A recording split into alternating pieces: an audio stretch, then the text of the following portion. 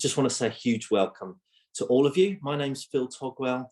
I work for 24/7 Prayer, and along with Tim, at least here in the room, we've been on this Prayer Spaces in Schools adventure since day one. I'm sure Tim can remember sitting in cafes with me and a couple of others trying to figure out what is this strange thing that's starting to happen in schools. In fact, we designed the website on a napkin in a tiny little cafe in the centre of London, the first Prayer Spaces in Schools website, way back in 2009, something like that. Paddington Station. It was Paddington Station we designed the website. Yeah. I think no, it wasn't. It was in a little cafe at Borough Market. Oh, the Borough Market napkin. And I still have the napkin. Yeah. So anyway, a little bit of nostalgia there. Since then, there have been well over 5,000 prayer spaces in schools in more than 30 nations. Now, obviously, the last couple of years has been very, very different experience. 2019, we tracked and supported more than 750 prayer spaces. 2021, we tracked and supported 50. COVID has had a massive impact. However, the really good news is it's starting to rise quite rapidly at the moment, and we're hearing from lots of people who are running prayer spaces in schools and schools that are really wanting to find ways to run them. And so Easter, Lent, this could be a really good season for us to serve our local schools by running prayer spaces. That's the theme for tonight. It would be really helpful if you know how to do this. Change your name. If your current name on your Zoom screen is an organisation, change it to your name if you don't mind doing that. That will be great. It'll be much easier for us to talk to one another in the chat. And also a little bit later on, we're going to go into breakout rooms. I'm really aware that some of you kind of like, yes, breakout rooms, whereas others, it's not their favorite thing in the world. Our experience over this last year is they've been so useful for swapping ideas, telling stories, listening to one another's stories, and even gaining some new friends and contacts. So please do join in with that when we do that. That will be shortly after 8 o'clock, just after 8, we'll move into some breakout rooms for a little while. Make use of the chat. Thank you, Ebony, for posting in there. Please use the chat to ask questions, to post links to stuff that you've been working on that you want to share to others.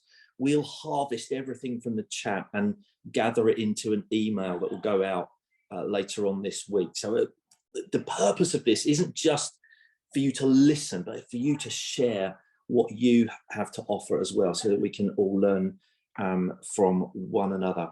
So before we get to the breakout rooms, we're going to do a couple of interviews. We've got Ruben from Malta is joining us from Malta, and Ruben and Silvana and some of the team there, they work mainly in Catholic schools there, so we'll get to hear a little bit about that context. And then we've got Rebecca Richardson from up in Liverpool area. Is it Liverpool, or is that, it's Huyton, isn't it? Huyton, yeah, something like that. Rebecca will correct me later. She'll explain a little bit about the prayer spaces she's been running and planning to run as well. So I think that's everything from me. I don't think I've forgotten any details, but just to say huge welcome to you, and I hope this is a really useful hour. Just to sort of set the scene before I hand over to Tim to do the interviews, I want to show you a few images, a few pictures of prayer spaces that have happened in prayer spaces that are themed around Easter, that have happened in schools over the last few years. So Ebony, if you don't mind popping my slideshow up, that would be fantastic. So the first thing to say, if you haven't already found the Prayer Spaces in Schools website, I'd really recommend it. You're trying to find the play slideshow button, aren't you? I think slideshow, that's the one. And then play. Play from start. There we go. Thanks, Ebony. Back one. There we go. If you haven't already found the Prayer Spaces in Schools website, I'd really recommend it. We've tried to fill it with everything that we can possibly think of that's going to be useful to help you run your prayer spaces. Under the resources tab, if you click on that button on the right-hand side, filter, it will open up that little white box you can see in the middle.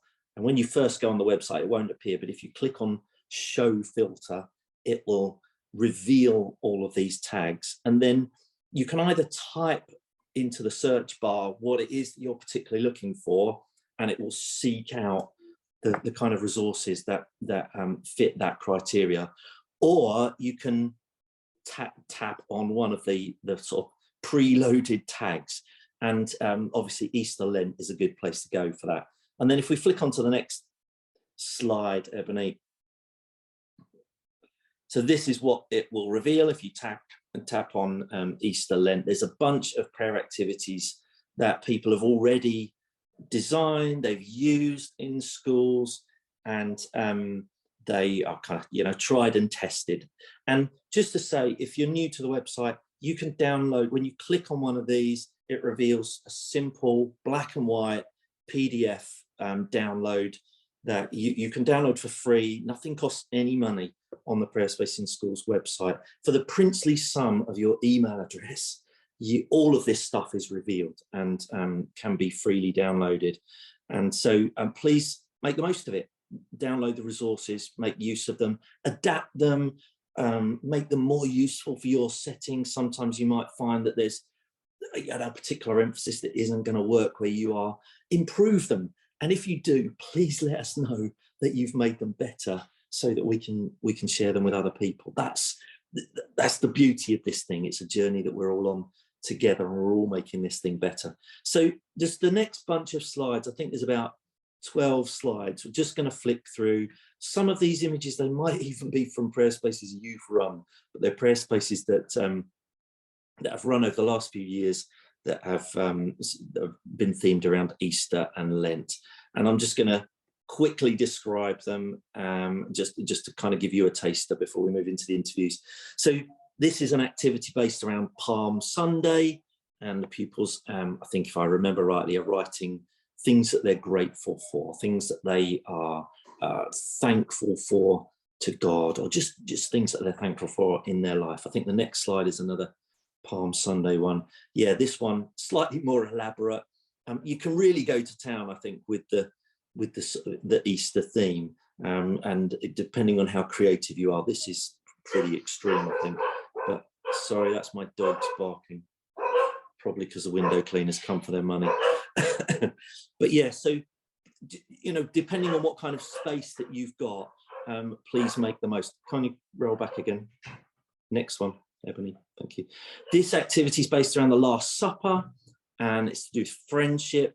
Got a little table there and some bread and some drink, and then this big sheet of paper where the pupils are invited to write things that they're thankful for about their friends. Next slide. Garden of Gethsemane. There's quite a few activities you may remember from the Prayer Space Library slide we saw at the start. So there's activities based around sorrow and letting go, and God, I need help. Most of them involve planting something around the garden theme, and so pupils here have been writing on little lolly sticks and planting them in some soil in some little flower pots. Next slide. Again, just, you know, it's really up to you whether you include a crown of thorns into your prayer space. You obviously need to be aware of the age of the children in there, but visually there's so many different aspects of the Easter and Lent journey that can be represented well visually. I'm sure Rebecca's going to have something to say about some of these, but just try and think creatively about how we can present the themes of the Easter story. Next one. So I think there's a few slides now based on the cross itself. Lots of different ways we can use the image of a cross. On this particular one, the students were invited to write things about trusting God, about you know, where they put their faith, their trust, their belief, and writing their names on if they felt like this is something that they needed to do some more, putting their hope, their trust in God. Next slide. I think this is a brilliant idea. I've seen this lots of times, having a big wooden cross with holes drilled in it so that pupils can write their sorry prayers maybe, or their hopes, their fears, roll them up and poke them into the holes in the cross. It's kind of like a mixture of the Wailing Wall and the cross themed together, but we've seen some beautiful photos of prayer spaces designed like this. Next slide. Other ways you can use a cross, just 2 examples here. One, putting little tea lights. These are battery operated tea lights on a cross. And then the next slide I quite like. I don't actually know what this represents, but I like this idea of placing red wool over the branch of the beams of the cross. Just bear in mind that depending on your circumstance, you could do an activity that involves writing, but it's not necessary. Perhaps there's something you can do symbolically to represent those themes. Next slide. So just 2 more examples of ways of using the cross. Some of those students are writing on little tags and things that they want to leave behind at the cross. And then this other one I really like is those little scratch board things that you can buy, I think in pound shops. I don't actually know what that represents, but I quite like the creativity of it.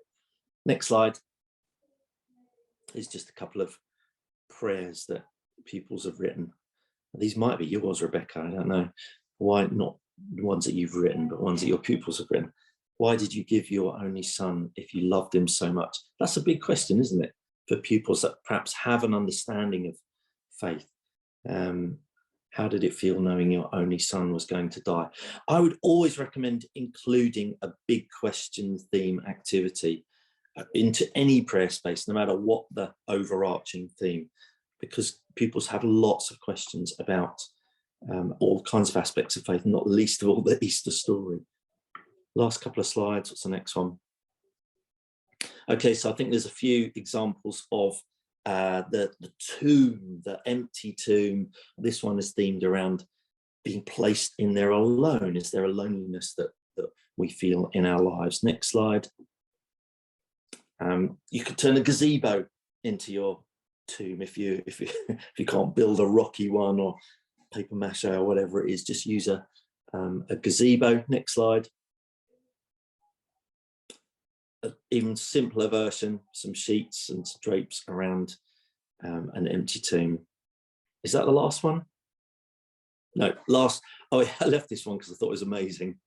So creative. I don't know what that's built out of, but what an amazing little empty tomb that is. And I'm assuming pupils can crawl inside of that as well, which just adds to the visceral experience of it all. Okay, I think that might be my last slide. Brilliant. So just some little tasters of different ways that you can visually represent different stages of the Easter story. And I think my advice would be to think, don't necessarily start with the stages of the story. Think about what are the themes that you want to invite your pupils to go through. So gratitude, saying sorry, asking big questions, letting go of things, hopes. And think of those themes and build your stages of the Easter story around those themes. I think that's often a better starting point. It'd be interesting to hear from Ruben and Rebecca in a moment. But I think you've heard enough from me, and over to Tim. Well, thanks, Phil. I've got a great high-speed introduction to to prayer spaces in at Easter time. So, going to interview a couple of people. So the first one is Rebecca. Hi, it's Rebecca there. Hello. Yay. Hello. Nice to see you. Well, the power of prayer space in schools and the power of Zoom. We've never actually met each other in person. So no, we haven't. But it's lovely to see you. So Rebecca, firstly, where are you? We know you're sort of Liverpool area, and what do you do? What's your role? How does how do prayer spaces fit into your role? Yeah, so my name is Rebecca and I'm from Liverpool area, so Huyton for Phil, Huyton area, and my role is Huyton Deanery Schools and Youth Worker. So I am based in Huyton Deanery, so Deanery of Churches, and I'm a schools and youth worker for the 5 CB schools across the deanery, and also do youth work alongside that as well. So came to know prayer spaces when I started my role, which is 4 years ago now. And I met Catherine Clayton, who was prayer space in schools at the time. Brilliant. I met her, and it just kind of blossomed from there really, and then met Phil along the way, and prayer spaces became kind of the thing that I love most about my job, and the thing that really kind of just brought so much to life really. And like you say, I just how amazing and profound the questions are that children have, and just how amazing along this journey that children have really benefited from prayer spaces, and even children, you know, who you never would have imagined that would really gain something from it. That's you know, so often the bit that surprises teachers, isn't it?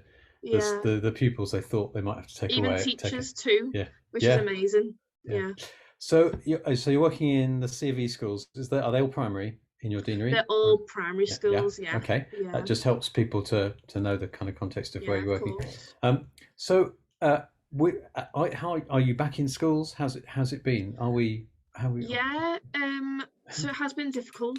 The first year during the pandemic, I wasn't in any of them. I was doing a lot of it on Zoom, so I was doing Zoom prayer spaces, kind of like activities and videos for that. I was doing Zoom assemblies.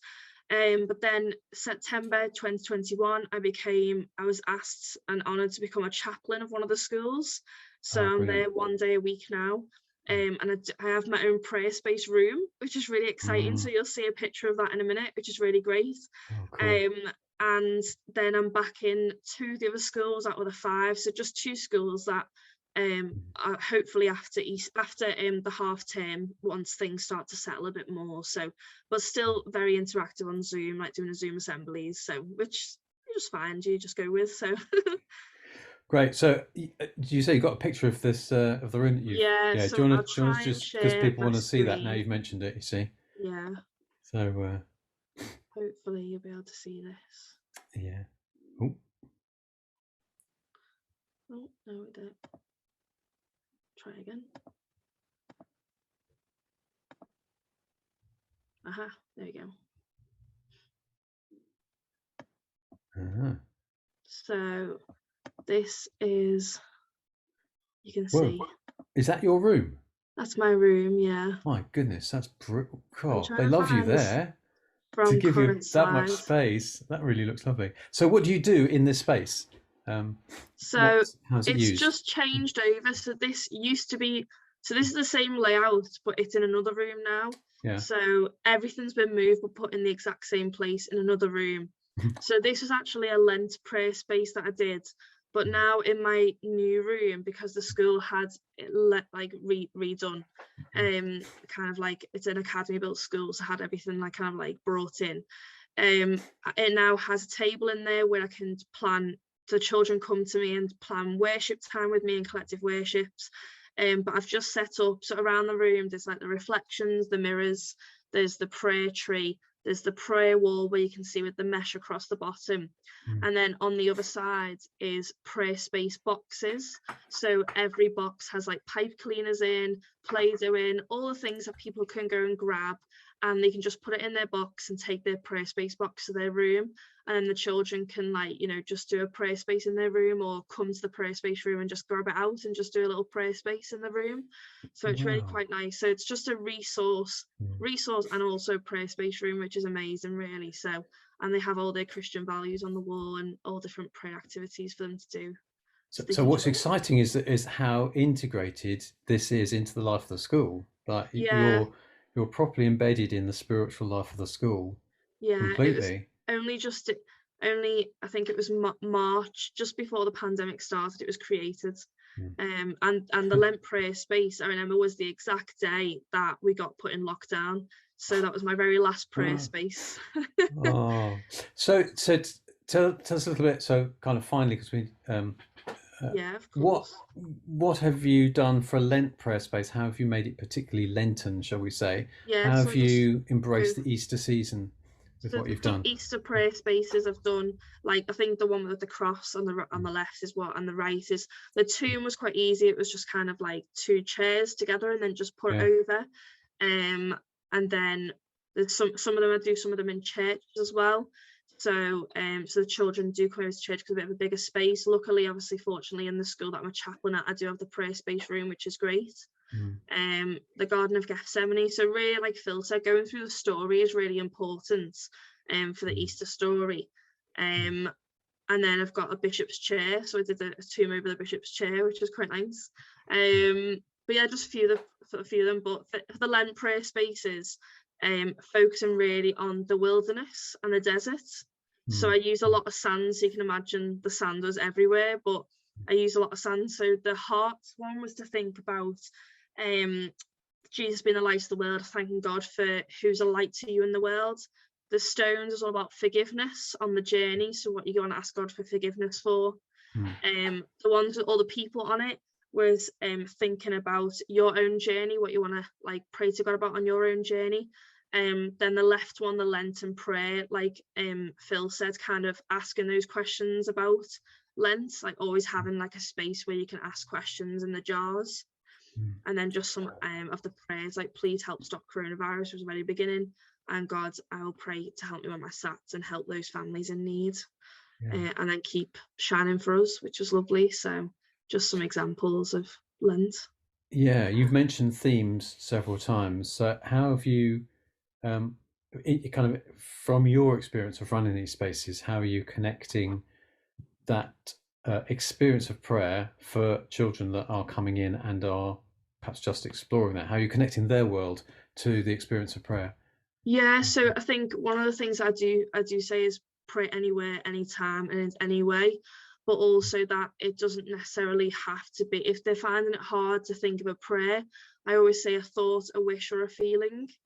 I think that's one of the biggest things that has been a huge change in some of the children's lives, is actually, you know, that thought can also be a prayer, that feeling can also be a prayer, and that wish can also be a prayer. And for children, especially in this school that I'm a chaplain at, have lots of different, you know, journeys of faith as well. I think having that time to just be able to write those feelings and thoughts and wishes down has really changed their life of journey, and they just love coming in now. They always say, when are you doing the next one? When are you doing the next one? So, and that just makes you realise just how amazing and how important prayer is, and those space to be calm.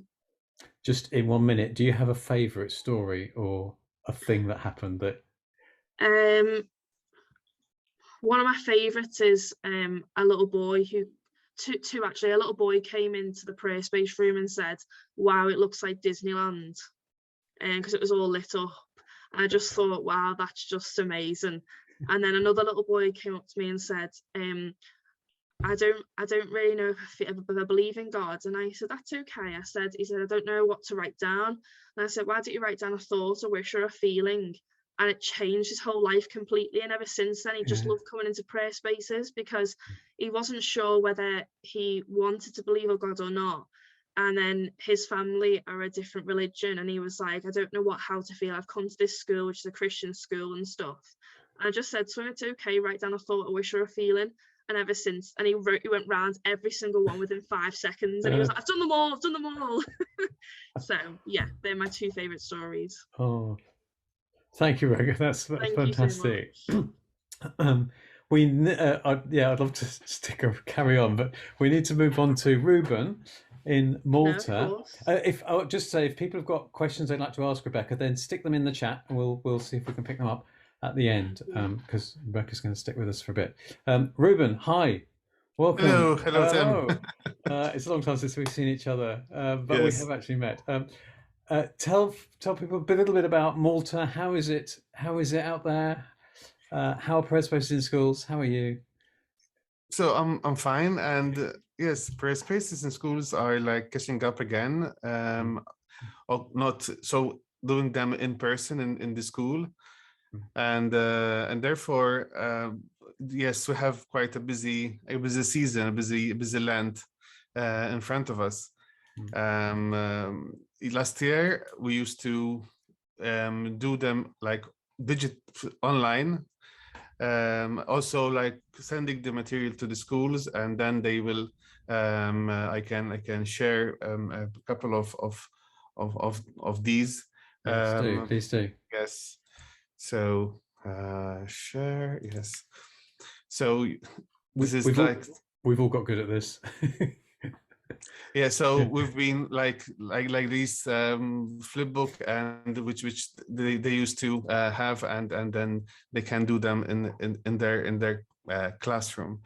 But now we're also we as you mentioned already, the Lent prayer spaces are very connected to the story of the passion and death and resurrection of Jesus. We also did these prayer spaces which are also connected to the characters, to the particular characters of the story. Like, for example, Pontius Pilate related to the big questions, or Simon of Cyrene related to helping others. We have this image of the Veronica, which means the true image. So which we connected also to the prayer space of the mirrors related to self-identity. So being like a very Malta is quite has a quite long Catholic tradition, and during Lent and during the week of the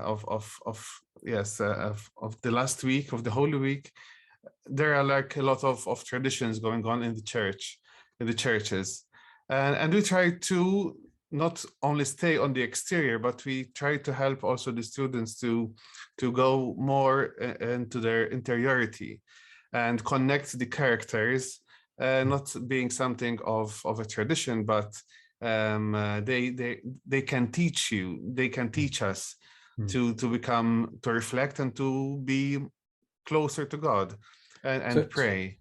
Yeah. So the students you're working with, young people you're working with, they have a sort of background knowledge of Christian characters and the Christian faith. Yes. But you're trying to take that somewhere fresh or new. Yes. Is that right? Yes, sure. Yes. So we try to help them to deepen their insights and their faith. Obviously, then there are, like as also Phil mentioned, one needs to even if it is during Lent, one needs to know the needs of the school, of the students, and relate the prayer spaces according to those needs. So yes, one needs to like really go to the needs of the students that are going to do the prayer spaces. So how the prayer spaces you set up, we stick with this theme that you've got of helping students to kind of engage, but through the story of the individuals in the Passion story. What outcome do you see from that? What result do you see from that in students' understanding, in their personal awareness of God, of whatever? Yes. So the story will not be only just a story or a statue or a statue of that particular parish, but the character will help the person to go deeper, to reflect on one's identity, or to help the person to forgive, to understand more God's forgiveness. So each character, for example, Nicodemus, which help also the person to, as a friend who went to Jesus to understand more Jesus. And then we relate that to how am I spending time with Jesus. Am I right in thinking you also run these, because the education system in Malta there's about half of it is Catholic and half of it is run by the state. Yes. So but you're also running these in those schools as well, aren't you? Sure. Yes. Right? Yes. In fact, how does it work in the not Catholic schools? Yeah. So the state schools, which until now they are still by constitution like having teaching Catholic religious education, but half of them or more than half, the students that attend these schools are not Maltese, and many of them are not Catholic, or many of them are not Christian. So even, for example, with presenting these prayer spaces, also related to the characters, we try to, instead of emphasizing on Saint Peter, we say that Peter. So it's the same story, because it's a the story of the Passion, of Jesus is very human. It's very close to our experience, and we present the story or other prayer spaces to help them, like spiritually, not, but at the same time being sensitive also to their background, as many of you, I'm sure that you have this type of experience. Yeah. And so again, the final question: is there a story, particularly perhaps from your Lent or Easter prayer spaces that you've run, that that has stuck with you, that you sort of symbolizes so the it impact? was, I'm presenting this jumping for joy, which is I like these expressions from these young children, really enjoying themselves and showing their joy and praying to God, thanking God happily and joyfully. While usually we don't connect maybe Lent with joy directly, but it's really a season of hope, and where we find our true joy in this process of Jesus self-giving to us. Yeah. Ruben, thank you very much. We'll pause it there, as it were. As we said, if there's any questions that people have for Ruben, we've only skated over a little bit of what he's doing, but please do stick those in the chat. We can maybe be able to come back to those at the wrap up at the end, the questions bit. Phil, are we going to stay? Are we going to stay open for a little bit longer at the end after the official close? Really happy to do that if anyone wants to. So I think we did that last time, and it was people really appreciated that. So we'll have closed officially at 8:30, but then if people do want to stick around for a little bit longer, we won't boot you off straight away. So I believe we're now going to go to breakout rooms. Groovy moves there from Phil. So I think Ebony she's going to press a magic button and we'll be propelled into breakout rooms. So what we'd like is try and keep it Easter themed. That will help people, the other people in your room. What if there are people there that have run prayer spaces? Ask them what they did. Ask them what kind of activities they did. What happened. For some of us, it has been 2 years since we've run a prayer space. So some of those stories might be a little bit old, but they're still the best stories we have. So do share those. If you meet somebody in a breakout room and you think, oh, I'd really like to keep up with them, then you're perfectly welcome to swap details so you can keep in touch with each other. That's perfectly fine as well. So do that, but make the most of this opportunity just to chat to other people and to swap your ideas and to be inspired. And then we'll meet you all back in about a quarter of an hour. So Ebony, push the magic button and send us off into breakout rooms.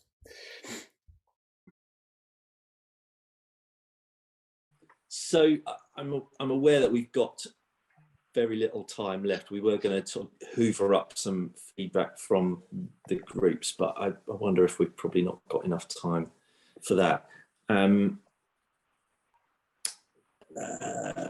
Owen's question: has anyone done anything with God on Mute course and prayer spaces? I haven't. Has anybody else done that?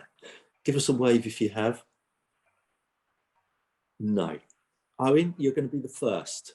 Go for it and tell us how it goes, because that'll be a great thing to share. I hope that the conversations were really good in your group. We had a lot of fun. Arga was telling us in great detail about her prayer spaces, which was really good. And it was great to meet people that were just getting started, plans and ideas for the new prayer space. I said to our little group, and I just want to say to you as well, our aim as a team is to do everything we can to help you get started at whatever stage you are along the prayer spaces journey. So following this call, if you if it would be of value to you for to have a one-on-one call with one of the Prayer Space in Schools team, or I don't know, maybe you've got a local team of volunteers where you are from your church or from your school, and you think it would be of use to have a little group call, we're really up for that. For us, it feels a little bit like starting again post-COVID. We really want to do everything that we can to sow seeds and invest and support and help you. So please, you will get an email from Ebony with a link to the video from tonight, links to the Malta website, to the Prayer Space in Schools website, to anything else that's been posted in the chat that's been useful. And then also there'll be an invitation there to follow this up. If you'd like a call with one of us, a Zoom call or something like that, or if you want us to do some bespoke training with you, we're really, really happy to do that. So is that okay? Tim, Emma, Ebony, is there anything else that we need to say? Not sure. I mean, trying to scan back through the chat. Someone asked a question about Zoom-based prayer space. Has anyone delivered a Zoom-based prayer space or an online prayer space? I mean, I did something where I was asked by a local school here where I live up in the northeast to record a little presentation of 3 or 4 prayer activities that students were going to have on the desk in front of them. So I recorded pick up the, or whatever it wasn't a glass, it was a boot, and this is what we're going to do with the boot, and then next thing, here's some post-it notes, now take your post-it notes, this is what we're going to do with this. So I recorded a little introduction, and then students had a little bag of prayer activities they were doing at their desk. One of our networkers up here again in the northeast did a prayer space online with some sixth form students. She was a chaplain to the sixth form, and she actually had a small group and she led them live through a sort of meditation, a series of meditations on Zoom. So it was possible to do something live. Rebecca, you said you did something similar with some bags. Do you want to Yeah, I did year 6 transition prayer spaces. Same as you, Phil, where they had everything on their desk ready, and I just did it live through Zoom and just said to them and showed the PowerPoint to them, and it really helped them actually because I couldn't be in with them. So it was their last time with me. Super. And what other questions have you spotted in the chat that we could respond to quickly now? Is there anything else?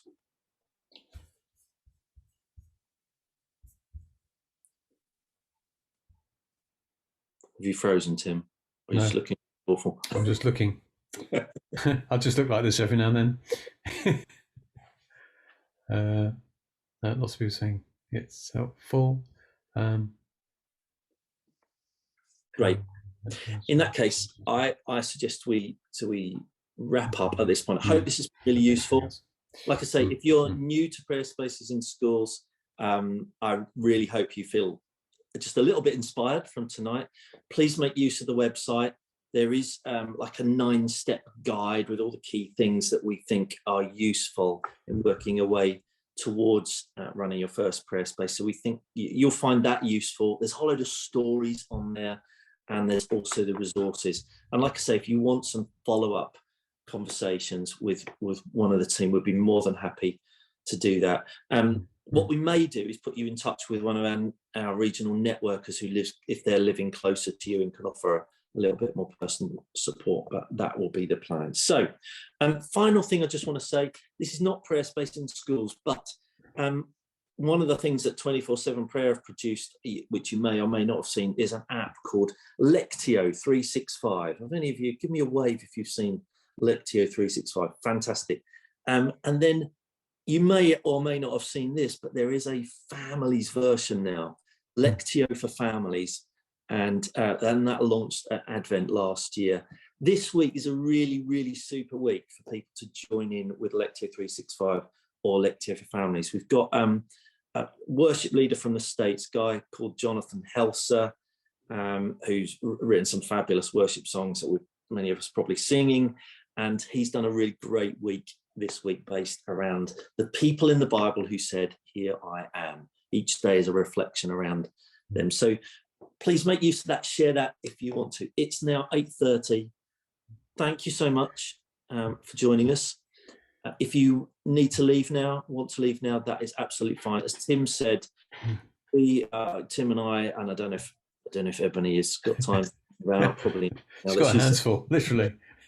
But Tim and I and maybe one or two others will hang around. But if you want to go now, the bell's gone. Bless you. The klaxon sounded. Thank you very much. Lovely Thank you. Bye bye. Thank you.